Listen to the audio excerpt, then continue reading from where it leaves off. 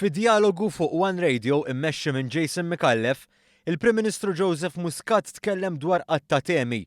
Filwaqt li jenfasizza s-suċċessi li kiseb il-Gvern fl-aħħar 5 snin, irrikonoxxa li hemm sfidi li jirriżultaw mill-istess suċċessi li l-pajjiż kien ilu jistenna tant. Kieku ma ġilniex, kieku l-affarijiet ma ħriġniex kif naqbad ngħid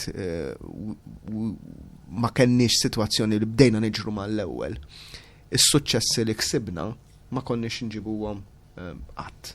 Kenna bżonn naġlu, il-pajjiż kien jista' jaqa' lura f'dawk il-momenti. Jiġifieri kieku ma ġilniex fuq l-enerġija, kieku ma ġilniex fuq il-qasam finanzjarju, kieku ma għamilniex l-affarijiet li kellna nagħmlu, dal-pajjiż we could have been in for a rough ride. Fost id-diversi temi diskussa kien hemm l-ekonomija, l-immigrazzjoni, l-ambjent u anke traffiku. Temi li dwarhom il-Prim Ministru wieġeb b'riżultati konkreti.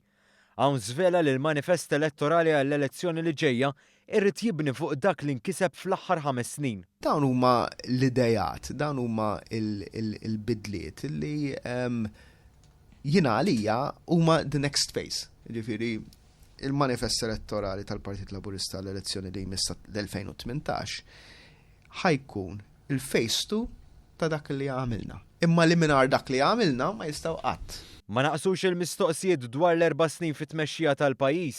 Bil-Prim Ministru jisħaq li huwa kien dejjem iffukat fuq xogħlu u se jikkampanja biss fl-aħħar tal-leġislatura.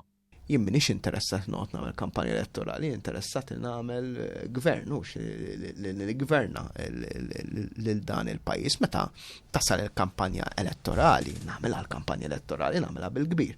Imma nagħmilha fuq ir-rekord, nagħmilha li nkunu għamilna, nagħmilha fuq il-ħażin li nkunu għamilna wkoll biex nirrikonoxxih dan il-ħażin.